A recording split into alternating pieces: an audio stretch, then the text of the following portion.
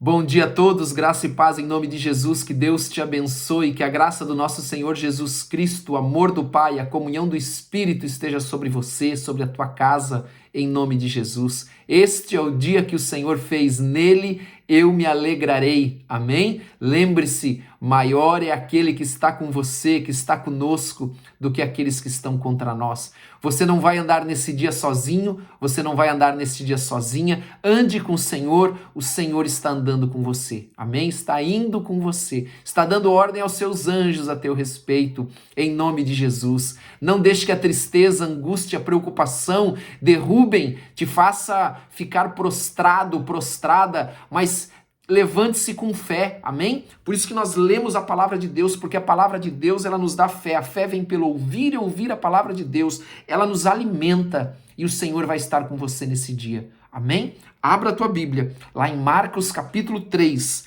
em nome de Jesus, no verso 20, que nós vamos ler agora, então, o Evangelho de Marcos 3:20.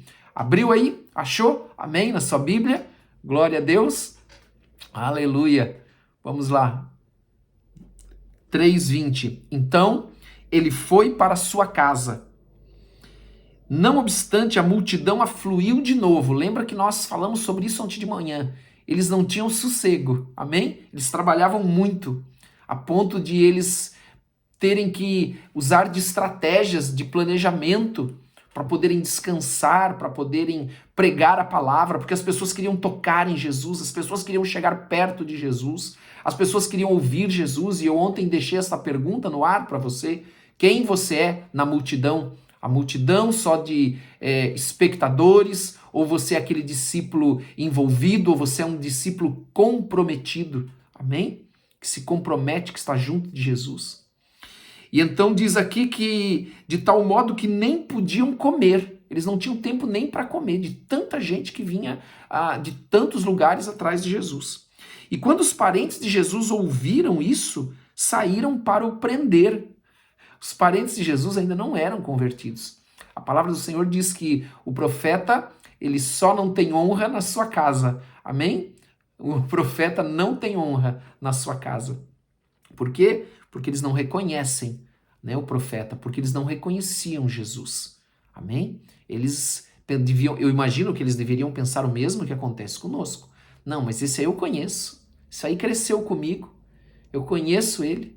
Eu sei como ele é. Amém? Os julgamentos é difícil, né? Nossa casa é um lugar difícil, porque as pessoas nos conhecem com mais intimidade. Amém? As pessoas conhecem as nossas fraquezas, os nossos medos, amém? Conhecem as nossas ansiedades, amém? Então elas nos conhecem, elas conhecem talvez o nosso pecado, amém? Aquilo que nos irrita, aquilo que nos chateia. Então eles ali não criam em Jesus como o Filho de Deus, e então eles foram lá para prendê-lo, porque o profeta só não tem honra na sua casa, amém? Sua casa ou na sua cidade, no lugar onde ele mora, não é verdade? Os escribas que haviam descido de Jerusalém, ou seja, aonde Jesus ia, ele tinha a multidão que vinha atrás dele, mas ele tinha também a oposição, que estava sempre atrás de Jesus, para se opor, para debater, para acusar, amém? Para julgar aquilo que Jesus estava fazendo. E não era diferente, os escribas desceram de Jerusalém para aquele lugar onde ele estava, amém? E diziam, ele está possesso de Beelzebu. Beelzebu significa Satanás. Também significa senhor das moscas. E é pelo maioral dos demônios que expele os demônios. Então, o que os escribas estavam dizendo? Estavam falando que Jesus estava possesso de um demônio chamado Beelzebu, né, de Satanás. Por quê? Porque o reino das trevas, ele também tem uma hierarquia. Amém? Então, eles estavam dizendo que Jesus estava possuído de um demônio de uma casta, de uma hierarquia maior, por isso que os demônios menores, ou seja, um demônio de patente superior, por isso que os demônios com uma patente menor se submetiam àquilo que Jesus falava. Era isso que eles estavam acusando. Porque os reinos, eles são compostos de uma cadeia, de uma hierarquia, né? Do maior para o menor. Então, a autoridade, ela vem de cima para baixo. Amém? Tanto que a palavra do Senhor nos ensina que nós só temos autoridade quando nós estamos submissos a uma autoridade, porque então a nossa autoridade vem desta pessoa da qual nós estamos submissos. Então ela te dá você tem um cargo, né? E acima de você alguém superior. Esta pessoa superior te concedeu este cargo. Então você tem autoridade porque ela te deu este cargo. E o reino dos céus é a mesma coisa, o reino das trevas é a mesma coisa. Amém? Então eles acusavam Jesus disso. Então, convocando-os, Jesus lhe disse, por meio de parábolas. Lembra que Jesus falava tudo por meio de parábolas, as pessoas não entendiam porque os seus olhos estavam fechados, seus ouvidos estavam fechados, mas à parte ele explicava isso aos seus discípulos. Ele explicava, ele trazia o entendimento daquela parábola para os discípulos. Então ele disse, como pode Satanás expelir Satanás? É disso que ele está falando. Se um reino estiver dividido contra si mesmo, tal reino não pode subsistir. Se uma casa estiver dividida contra si mesmo, tal casa não pode subsistir. O que ele está dizendo? Se um reino estiver dividido, ele não vai mais ser um reino. Não há mais reino. Se uma casa estiver dividida, não há mais casa. Ela se dividiu. Amém? Então, aquele reino se desfez porque ele se dividiu. Aquela casa se desfez porque se dividiu. Então, se o reino das trevas...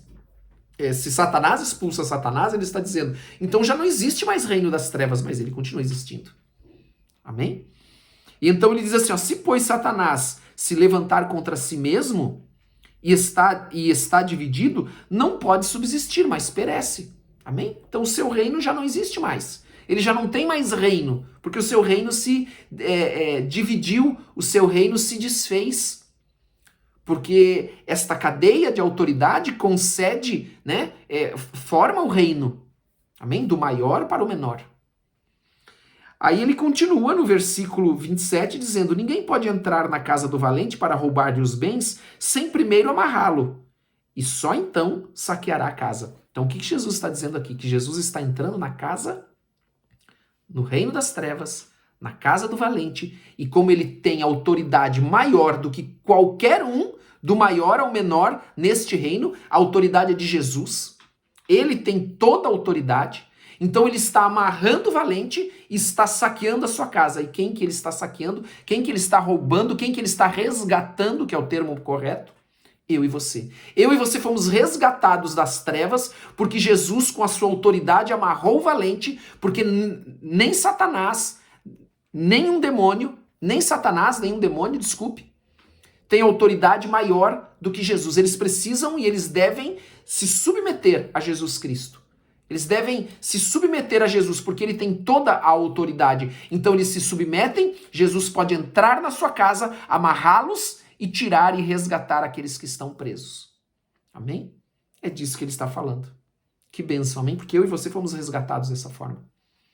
O valente que nos prendia foi amarrado, Jesus Cristo amarrou e nos resgatou, nos tirou do reino das trevas para o reino da luz, da casa das trevas para a casa da luz.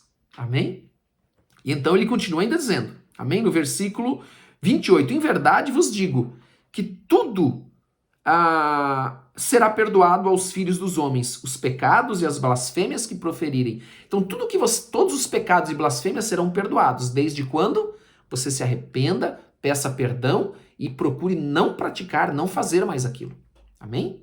Então, você vai estar ali abandonando aquele pecado, abandonando aquelas blasfêmias, né? Deixando aquilo para trás.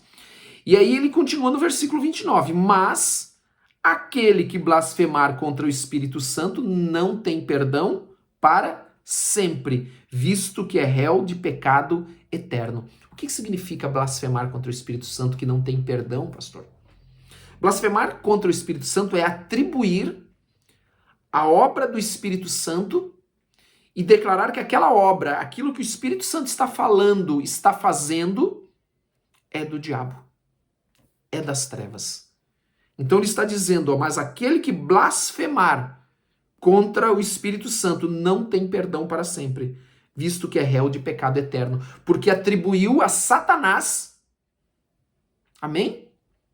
Disse que é de Satanás, que é Satanás quem está agindo, mas na verdade é o Espírito Santo. Por isso que nós devemos vigiar com o que nós falamos, por isso que a Bíblia fala tanto sobre cuidar da nossa boca, por isso que existe um ditado que diz que nós temos 2 ouvidos para ouvir mais e uma boca só para falar menos. Já pensou se fosse o contrário? As 2 bocas iam brigar entre elas. Iam discutir. Você não ia ter paz. Amém? Vamos lá. Mas aquele que blasfemar, então, aí vem a pergunta, e é muito comum, porque a gente já tá no ministério e atende tanta gente há tanto tempo, já sabe que a pessoa vai dizer assim, meu Deus, pastor, será que eu já não pequei contra o Espírito Santo? Será que eu já não sou réu de pecado eterno? Querido, deixa eu falar uma coisa para você. Você vai ser réu de pecado eterno a partir do momento que você conhece, que você tem entendimento e que você atribui aquilo a Satanás. Amém? Porque o teu tempo da ignorância ele não vai ser levado em conta. Mas a partir desse momento que você sabe, nós precisamos vigiar o que nós falamos a partir de agora. Porque agora nós sabemos que nós não podemos atribuir uma obra, uma palavra do Espírito Santo e dizer que aquilo é do diabo, que aquilo é de Satanás, aquilo é das trevas. Amém? Não podemos, é disso que Jesus está falando. Ok? Vamos continuar? Isto porque diziam, está possesso de um espírito imundo, porque estavam dizendo assim, ó, Jesus está possesso de um espírito imundo. Eles estavam atribuindo aquilo que Jesus fazia a quem? A Beelzebu, a um espírito imundo. Amém? Então nós temos que vigiar e cuidar, e não blasfemar em nome de Jesus. Amém? Vigiar aquilo que nós falamos, em nome de Jesus Cristo. Amém? Vamos orar então? Feche os teus olhos, vamos orar e colocar esse dia diante do Senhor. Senhor, nós queremos te agradecer por esse dia.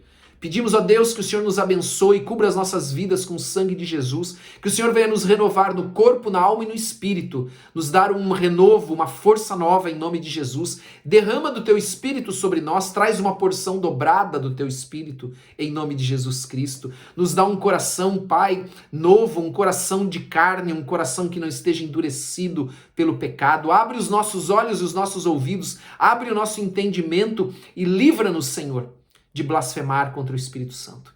Por isso nós te pedimos, Senhor, põe guarda nos nossos lábios, dá-nos discernimento, Senhor, dá-nos sabedoria em nome de Jesus Cristo, dá-nos domínio próprio para a tua honra e tua glória, Senhor. Traz sobre cada um de nós um batismo de amor, o fruto do Espírito Santo, que é o amor, em nome de Jesus. E que neste dia o Senhor possa nos levar e nos conduzir em paz, em nome de Jesus Cristo, protegidos e guardados de todo mal. Amém e amém. Em nome de Jesus. Glória a Deus. Não esqueça de colocar o seu pedido de oração nos comentários.